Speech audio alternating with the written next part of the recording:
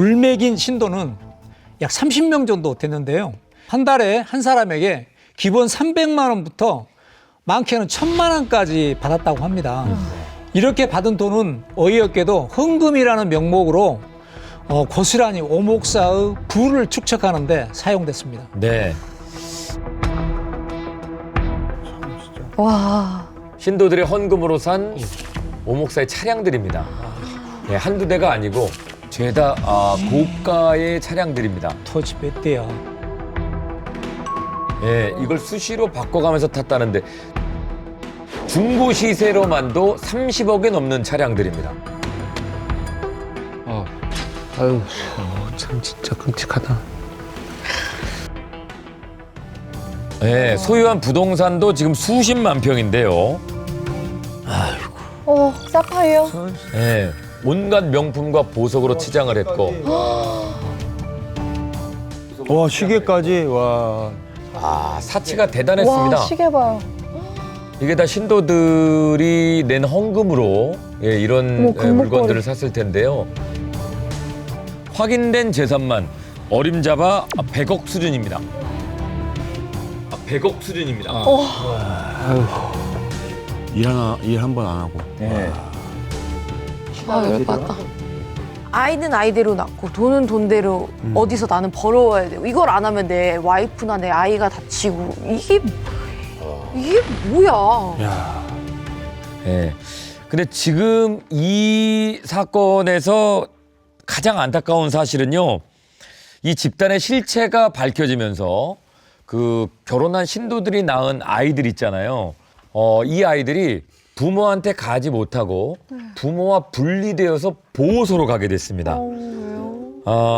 부모가 이제 정상적인 생활을 다시 해야만 아이들을 데려올 수가 있는데 돈이 없고 이 아이의 부모는 또 없고. 오목사에게 학대를 당한 피해자이기도 하지만 또 이 사람들은 아이들을 학대한 가해자도 되기 때문에 이게 이제 당장 아이들을 데려올 수 있는 상황이 안 되는 거죠. 아이들의 입장으로 봤을 때는. 그렇죠. 아이들을 중심으로 보면 이 부모도 그 가해에 동조한 사람들이 되는 거라서. 때리게도 시켰다. 아까 때리게 시키고 뭐 얼굴에 뭐 아동학대죄가 성립됩니다. 바르게 그렇죠. 하고 이랬으니까. 그러니까 이제 글로 갈 수가 없는 거죠. 그 부모한테로.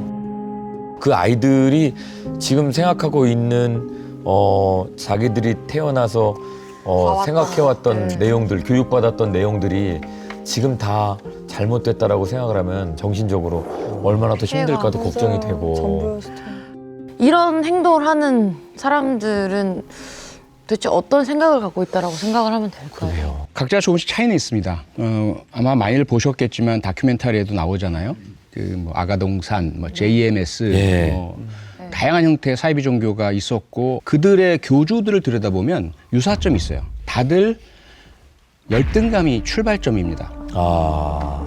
컴플렉스가 있어요. 자기들의 신체적 또는 외모적 혹은 부에 대한 또는 자신의 능력에 대한 거기에다가 일단 종교를 접하게 돼요. 그들이 발견한 성직자들이 쉽게 사람들의 신뢰를 받고 신망을 얻고 사람들이 자발적으로 헌금을 하고 이런 방식을 자기도 할 수 있겠구나라고 학습을 하게 돼요.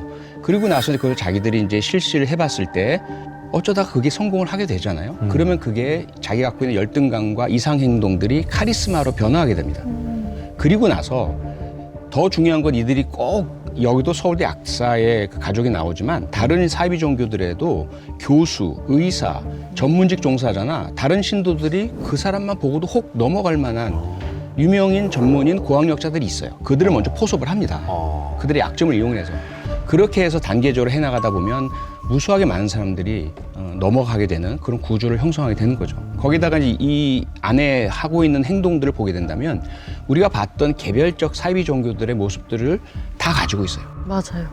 그래서 경제적인 착취도 하고 성적 착취도 하고 그다음에 집단 생활 그리고 분리하고 가족끼리 나누게 만들고 그런 부분들이 사이비 종교의 거의 공통점이고 교주의 특징들이라고 봐야죠. 그래서 약 20년간 악행을 이어온 이 오목사는 용기를 내 교회를 탈출한 20대 여성 3명에 의해서 네. 성착취 혐의로 고소를 당하면서 파렴치한 그 범죄들이 세상에 드러나게 됐습니다. 네. 너무 늦게 알려졌어요. 지금 제가 몇 개자 폭행이고 그러게요. 성적 학대 네. 평생 감옥에 있어야 될 것 같은데요. 네, 그렇습니다. 결국 신고받은 경찰에 의해 수사가 이루어졌고요. 그리고 기소가 되어서 재판이 열렸습니다. 그 1심 재판에서 이 오 자칭 목사 청소년 강간 등 아동 청소년의 성보호에 관한 법률 위반 혐의, 또 아동복지법 위반 혐의, 카메라 등 이용 촬영, 성폭력 범죄 처벌 등에 관한 특례법 위반 혐의 등 총 16개의 범죄 혐의가 적용되어서 네. 유죄 판결을 받았고요. 그래서 이 오 자칭 목사는 징역 25년, 이 오 자칭 목사의 아내에게는 9개 혐의가 적용되어서 징역 8년형이 선고되었습니다. 징역 8년형이 선고되었습니다. 짧다. 그런데 검사는 너무 형이 가볍다라고 네. 항소를 했고요. 오 자칭 목사 측도 형이 너무 무겁다라면서 양측 모두 항소를 했습니다. 아, 제발 올라가라. 이게 20년 동안 이어진 범죄인데 25년이라고 조직적인 거잖아요. 말이 안 되는 거. 우리나라 치고도 좀 아내가 8년인 게 너무 충격이에요. 이 세계적으로 경악할 일인데. 이런 거 보통 막 230년 이렇게 돼야 맞아. 되는데. 네, 우리나라 법조계에서는 사실 사람을 살해하지 않으면 그렇게 많은 무거운 형량 안 내리는 그런 법적 관행이 있죠. 사법 관행이 있죠. 그래서 2심 항소심이 열렸습니다. 항소심이 열렸지만 원심 그대로 유지됐고요. 양측 모두의 항소 이유 없다라고 기각되었고 양측 모두 또 대법원에 상고까지 했습니다. 하지만 상고 역시 마찬가지로 이유 없다 기각되면서 최종 원심 판결 그대로 확정이 됐습니다. 오 자칭 목사 징역 25년, 오 자칭 목사의 아내 징역 8년, 오 자칭 목사의 동생 징역 4년형을 선고받았습니다. 거의 한 100억 가까이 되는 현금으로 낸 돈이 있었는데 그거에 대한 보상을 못 받나요? 그렇죠. 아무것도 사실 근데 없이. 이제 이 오목사라는 자는 그런 이제 법의 맹점들을 조금 이용을 한 것 같아요.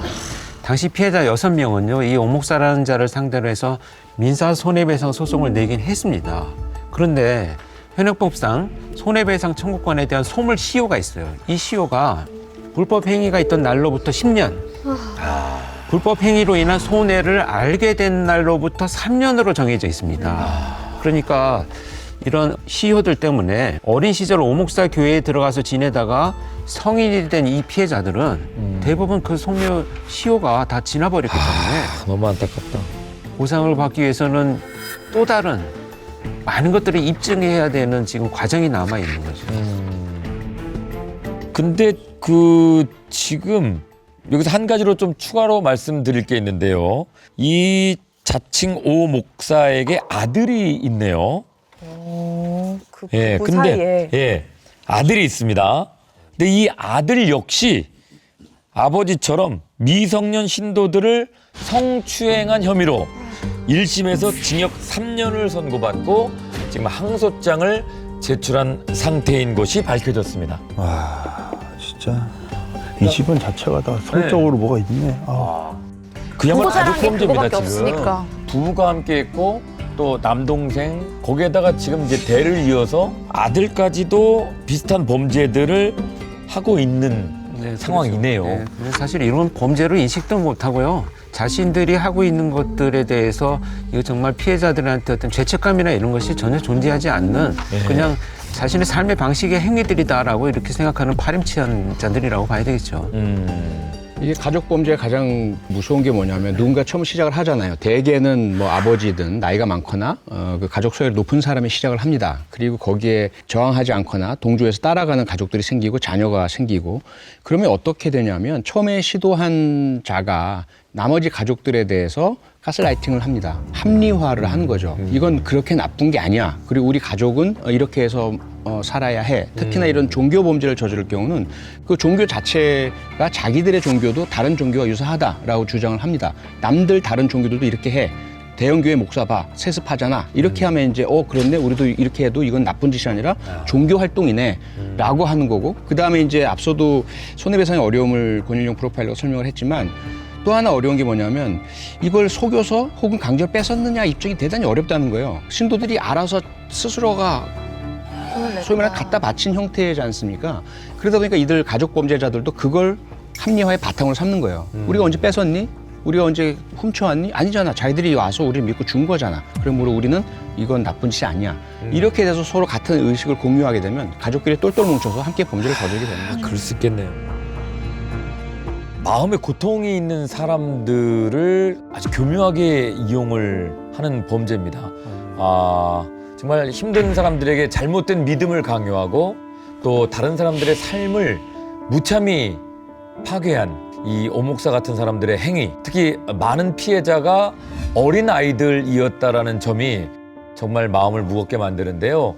이 범죄의 희생을 강요당한 분들 모두 다시 평범한 일상을 되찾을 수 있도록 우리가 많은 관심을 가져야 되지 않을까 싶습니다.